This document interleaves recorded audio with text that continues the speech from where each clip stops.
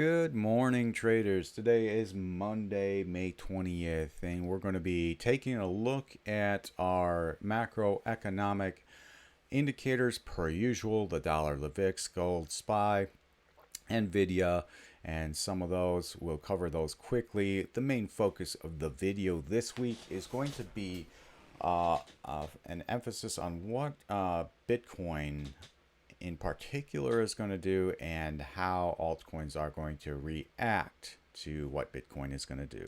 So without further ado, let us get started.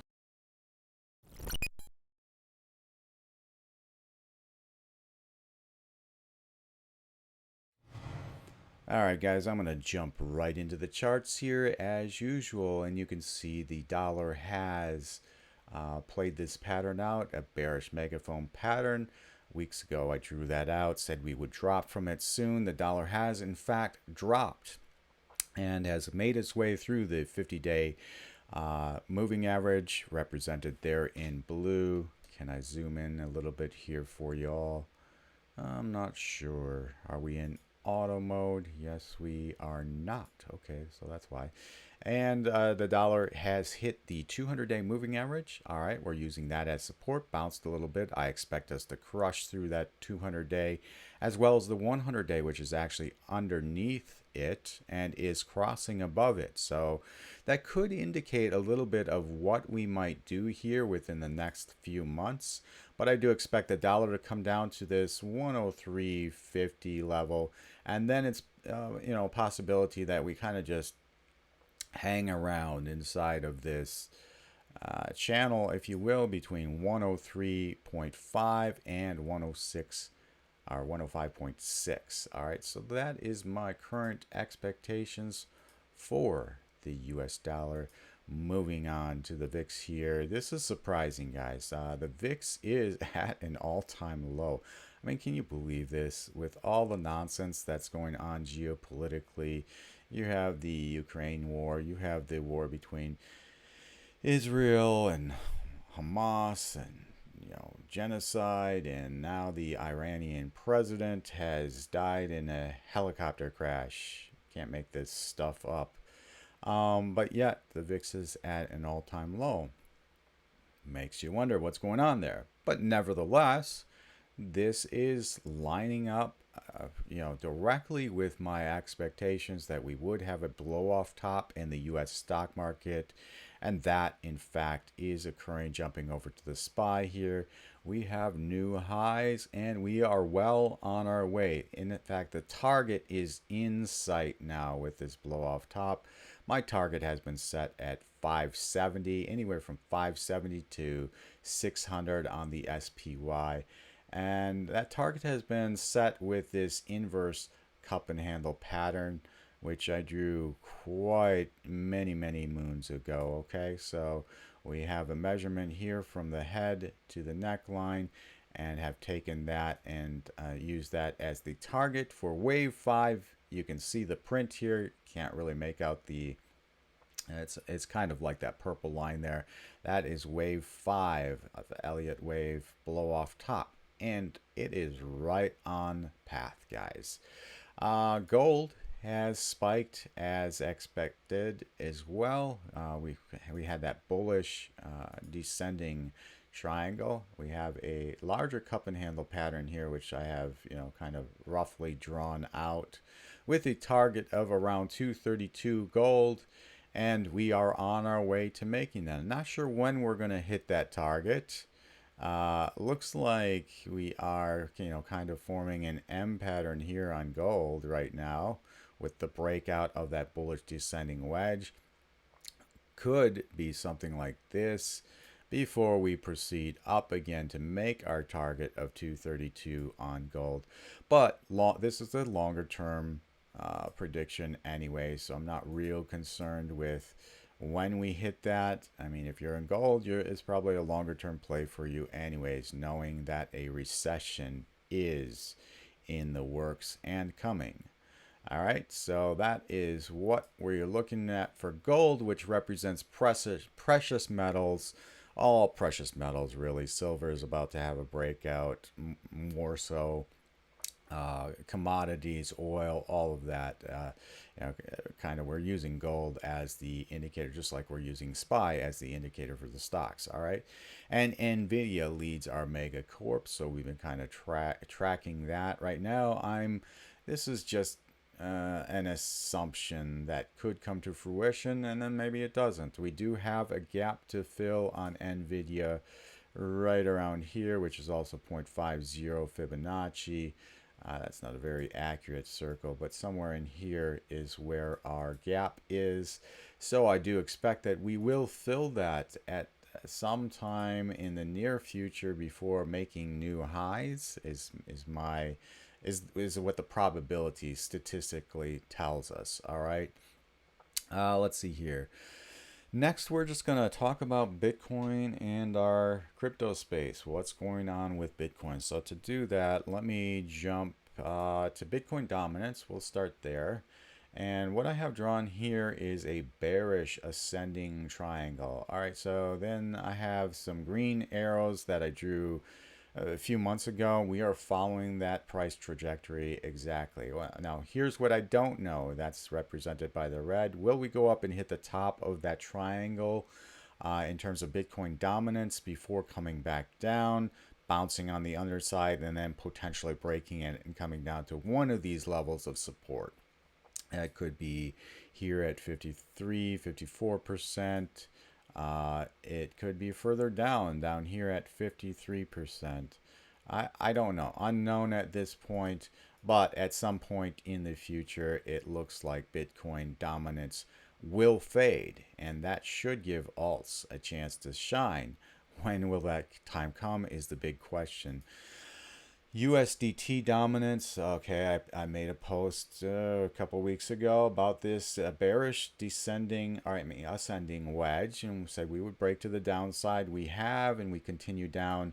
Now my expectations here are that we will come down to this VRVP point of control at 4.13%. Which means that stablecoin has to go somewhere. So probably first it goes to Bitcoin, then it goes to Ethereum, then it goes to the large players in the altcoin space, and then it trickles down to mid caps, and then finally lower. All right, so that's generally the trend. All right, now alts have been really suffering in comparison to Bitcoin more recently, and that is mainly due to all the attacks that we've had on altcoins by the SEC. Let me just review my notes here. Delay on Ethereum. SEC went after the Samurai wallet, which also I believe had a mixer involved in that. Anytime there's a mixer not owned by the CIA, then it's money laundering. If it's owned by the CIA, you're good.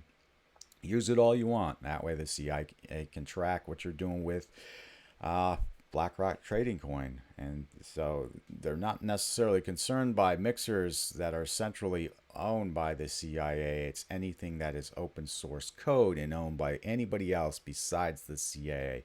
That's who they'll go after. All right, MetaMask, they've attacked MetaMask as well. Uniswap received a Wells notice. I mean, there's hundreds of lawsuits against altcoins without provision of clear rules. It's really an illegal attack using the authority that, unfortunately, Wall Street has given them. Until the people speak up, the SEC will continue to weld this authority in a malicious manner. Tornado Cash, another open source mixer, which was sanctioned on GitHub, removed from GitHub, and the lead dev is still in prison to this day. Of course, they claim money laundering again. Anytime that helps, that anything helps protect your privacy, anonymity in the crypto space, the SEC absolutely abhors it, hates it, and will go after it. You can guarantee that. Of course, XRP or Ripple again, some sort of another they're going after them for some. I can't remember what it was. Help me in the comments. Coinbase, Binance, Kraken, Hood, Robinhood received a Wells notice. I mean, on and on it goes, guys. It's just absolutely ridiculous. This is a complete war against the crypto space. Um, and so that is why, my friends, alts suffer. Well, BlackRock continues to capitalize on their trading coin, Bitcoin. I'm a play on the acronym of BTC. I now call that BlackRock trading coin. But it does lead the crypto market to some degree, although alts are very much suffering in comparison, like I said. Let's jump on to Total 3, which is our altcoin space minus Ethereum. And you can see we broke down from this particular trend line. All right. And then you have this VRVP point of control, which we are using as support, along with the 50-day, 100-day moving average. Actually, the point of control just moved, but that's because I zoomed out. But this is a very good area of consolidation as well. So that's on the bullish side. The downside to the altcoin space is that they are on a trend down overall. In fact, let's just zoom out to the weekly here. Let's see what I see here. Put it in auto. All right. So yeah, overall, we are trending down, although there's something else bullish I see here. I'm just going to draw it out for you real quick here. Is this looking like some sort of a cup and handle pattern, this being the handle, playing out longer term on the weekly? Could that be the case? I think so, guys. I tend to favor the bullish side for alts right now. And in the next video, for my members, I am going to cover some of the coins that we are trading. Actually, all of the coins, the altcoins that we are trading. That will be for my paid subscribers, and I will put that video on my site. Let me just bring that up here real quick. My site is studom.us.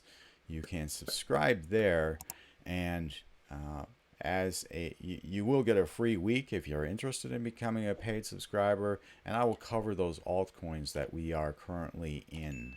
All right, and tell you when and if we pop soon.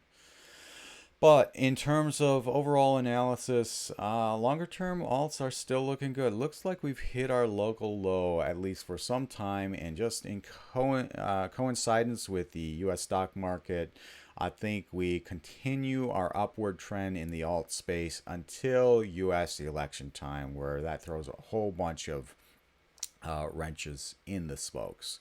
And we'll have to reassess pending what the US stock market does, if it does what I think it's going to do. All right, on to Bitcoin here. This is interesting.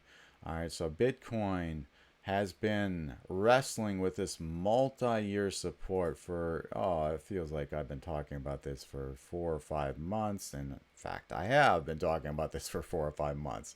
All right, we went over it, used it as support many, many times. All right, and then went under it. And at that point, I was like, okay, we can start to be a little bit bearish here pending what we do. We didn't really go too far down. We dipped down to this purple ascending trend line and touched that and used that several times. And a couple weeks ago, I had another post. I drew 2 paths for Bitcoin.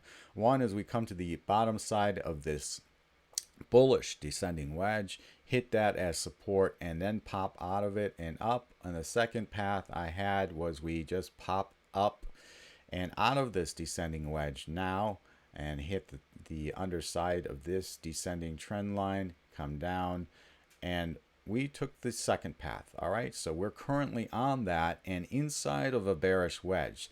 So at some point you can expect us to drop back down to the underside of that bearish descending wedge. All right, so the big question is, What will alts do at that point? Alts tend to exaggerate any downside movement that Bitcoin has. Now, on the positive side, I've seen alts hold their own the last dip we had. They kind of did not exaggerate the move as nearly as bad as I thought. So I think we have our local low in the alt space. I'm just going to jump back up here to the total 3 chart while I'm talking about it.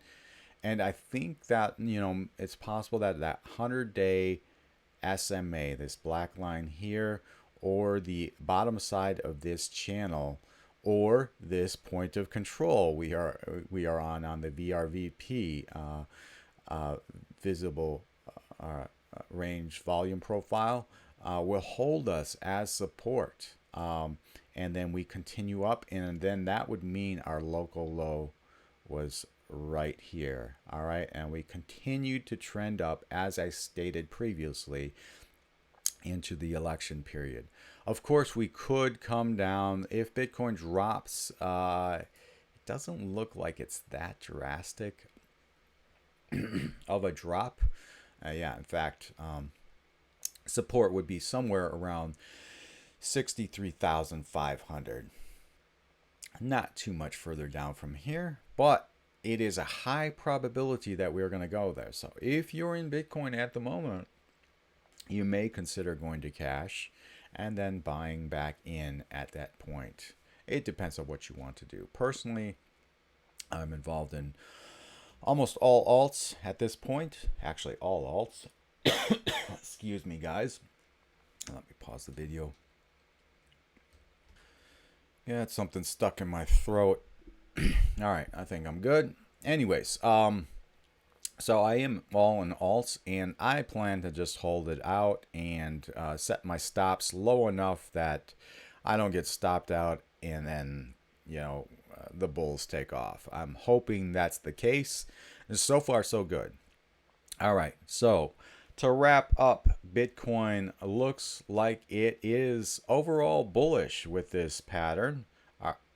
We have a pattern here that is bearish. That's this red triangle, but that's not too bad. We can endure a drop from 67,000 right now to 63.5, and alts will not be devastated by that. All right, and then we bounce on this support, which is that multi-year support again. All right, we hit that and bounce. And this time, I hope the bulls have enough momentum to take us up and to the top side of this descending red trend line, continuing this uptrend pattern into midsummer, late summer, and even early fall before we start to see U.S. stocks suffer. All right, guys, so I think that is about all I had for you. Paid subscribers, look below this video at my website right there. All right.